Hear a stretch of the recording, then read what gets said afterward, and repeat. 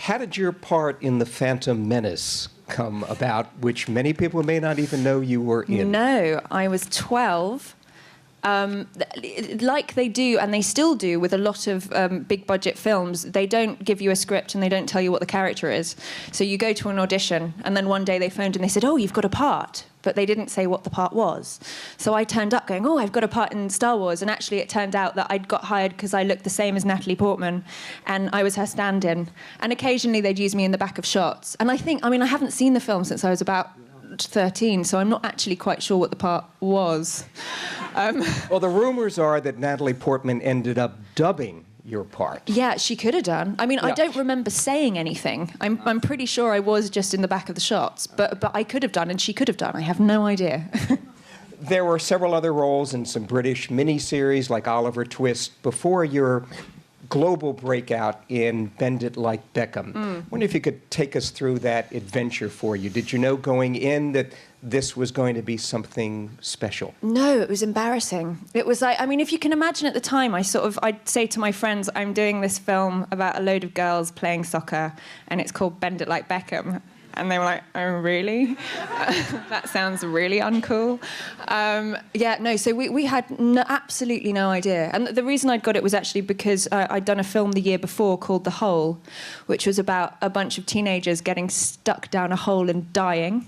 It's really good. You should check it out. So that led to a soccer career. That led to my soccer career, yeah. And I think I was the only girl that went in that could actually... I mean, I was obsessed by soccer at that point, so I could really talk about it very passionately, and very passionately about women's soccer, because I'd actually given speeches about it at school.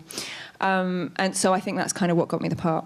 Okay. But no, we had no idea. And I mean, still, it's kind of astonishing, you know, the success that it's had and the fact that it's lasted, because I don't want to say when I made it. I made it when I was 16, and now I'm 29. You do the math, I can't. Yeah. Tell us what it was like, though, when you started to sense that something was different in the reaction to this film and what it was going to do to you as an actress. Actually, I mean, at that point, I'm not sure that I ever did. It all sort of goes into a blur from 16. So 17, when Bend It Like Beckham actually came out. And I then got Pirates of the Caribbean, and I got Love Actually, and I got a TV version of Dr. Zhivago. And it just kind of all snowballed from that point. So from that point on, for the next sort of 5 or 6 years, I was just on a film set. And I think, I mean, the reason I got Pirates, or they wanted to see me for Pirates, was because of Bend It Like Beckham. So I suppose it did sort of launch all of that. Pirates was kind of like entering another galaxy. Here you were in the realm of Jerry Bruckheimer, big budget filmmaking. Yeah. Tell us what it's like for a Brit to suddenly enter this kind of Hollywood colossus.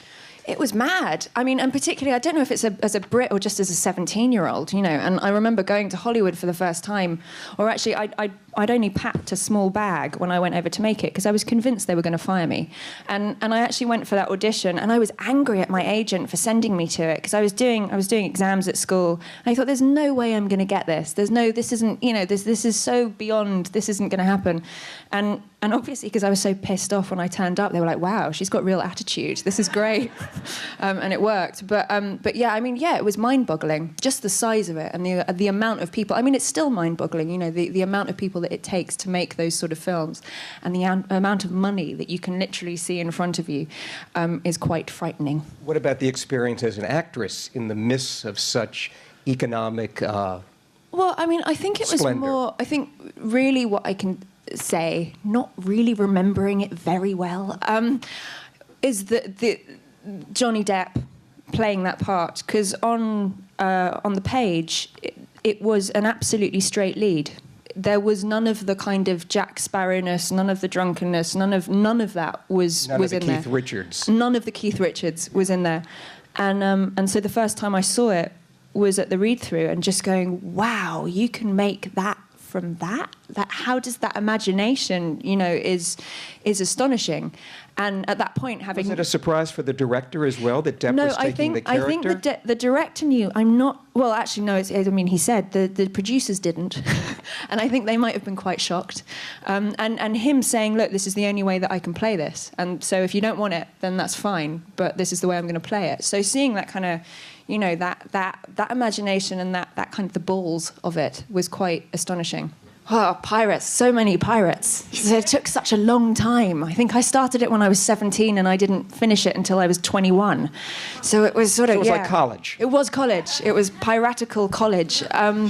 Yeah, I mean, it's weird. I don't really remember a lot of it. It was a lot of green screen, a lot of being hot, a lot of running around. I mean, the second two films weren't written necessarily when we started. So it was a lot of... but the sets had been made. So I remember a particular time sort of going onto set and having no idea why we were there. Or it was Chinese. And I thought, wow, are we in China? And nobody could really tell because they didn't quite know.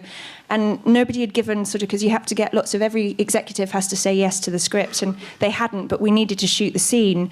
So I remember being given a speech that was written on sort of the back of a piece of notepaper. And I was like, but what does it mean? And they said, don't worry, just say it, just say it. So standing there going, okay, I'll say this. I've got no idea.